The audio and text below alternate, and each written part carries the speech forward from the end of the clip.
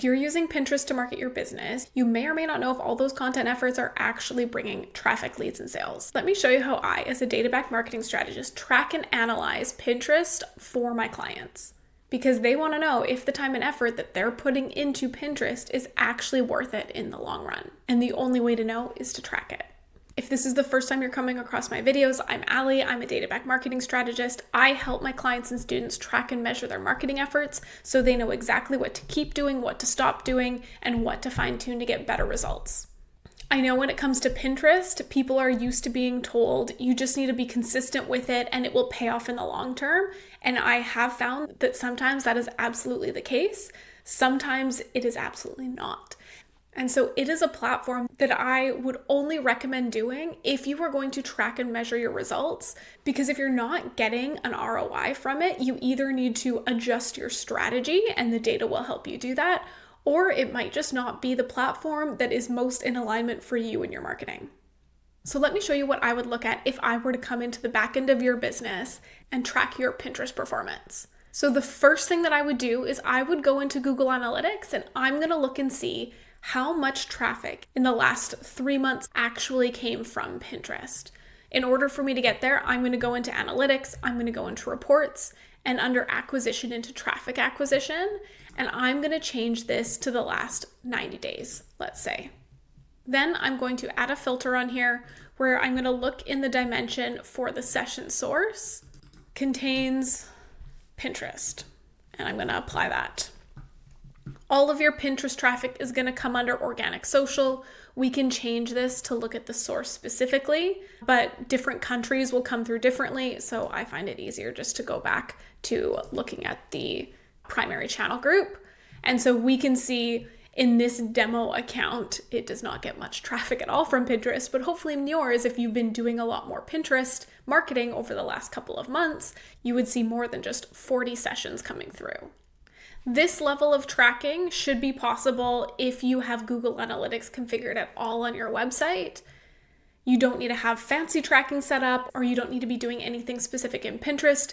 Pinterest will tell Google Analytics that, hey, this click came from Pinterest. You won't know specifically what pin or content pillar or any additional details, but you'll be able to know this is how many sessions or how many times somebody clicked from Pinterest to my website.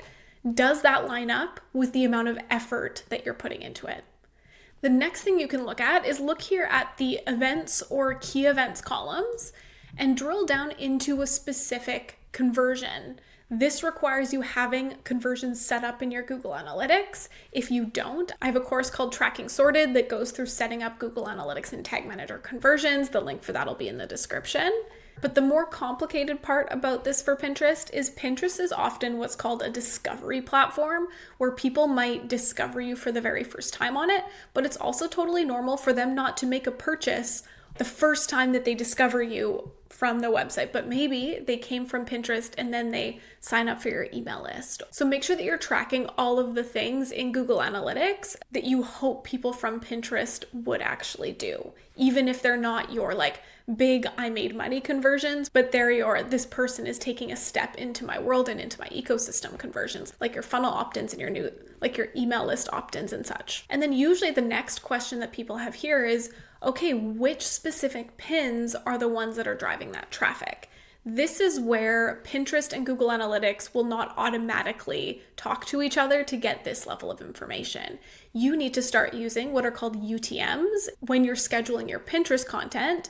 And that's just a little tracking code that goes at the end of the links that link back to your website, to your blog, to whatever you're linking to in Pinterest, that say this is coming from Pinterest and maybe this specific pin or pins posted in this month or this content pillar. So it's one little extra step that you need to do, but then you would be able to come into your data here and not just see this is from Pinterest, but all of these clicks and all of these conversions, they're all coming from this specific pin or this specific type of pin.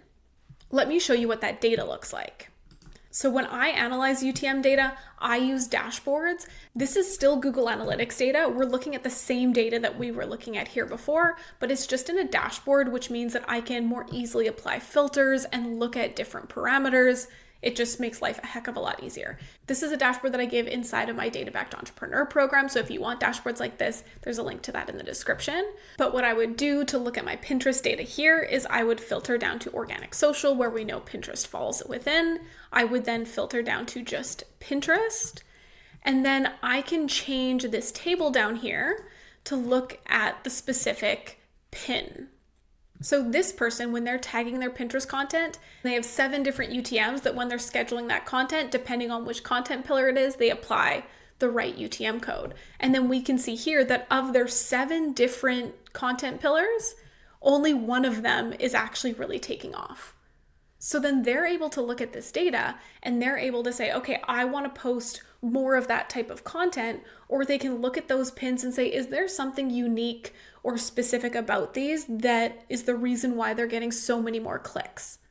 And then they can use that to inform the rest of their Pinterest strategy. Maybe it just means that they post more of these, or maybe it means that they take some of those learnings and apply that to their other content pillars as well. And then if you know that your pins are driving leads or sales of your business, and you want to be able to tie back which specific subscriber or which specific purchaser came from which specific pin, you can go the extra step of also mapping those UTMs into your lead tracking system. And so I do that in Google Sheets because Google Sheets are able to really seamlessly connect into my dashboards as well. But I have it set so that when somebody signs up for my list or when somebody makes a purchase, it looks for that UTM and it tells you exactly where they came from. And then I'd be able to see exactly which subscribers are discovering me from Pinterest and be able to monitor their behavior over time and see, am I getting more qualified or people that are more likely to convert from Pinterest versus my other platforms?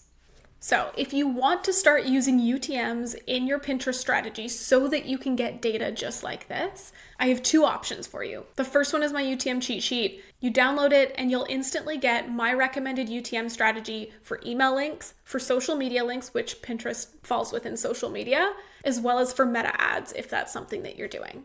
You can then use that strategy to build your links inside of Google's UTM builder or whatever UTM builder you want to use.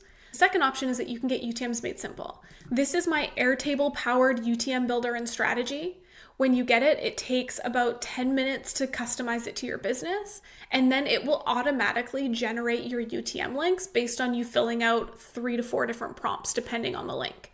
It's got the strategy built in for email links, social links, which again, Pinterest falls within, YouTube, paid social, podcasts, collabs if you're doing things like list swaps, speaking at summits, guesting on people's podcasts, etc., or resources if you have links in QR codes on your business card, or you have links in a course portal that go back to your website, any of those kind of miscellaneous things that should also have UTMs. So it's got a full cross-channel UTM strategy built into it, and it will build your links for you by you answering a couple questions. All you need to do is you add a new link, open up the builder, and then fill out the fields that it asks you here. Once you do that, it'll automatically build the UTM link that you need to go and use in Pinterest or wherever you want to use them. The link to UTMs Made Simple is also in the description. UTMs are one of the most foundational things that every data-backed business needs to track and measure their marketing performance. I've got videos coming out for every single marketing channel and how to use UTMs around them. So make sure that if you're not already, hit subscribe so you get notified when those ones drop so that you can apply and use UTMs across all of your different marketing efforts.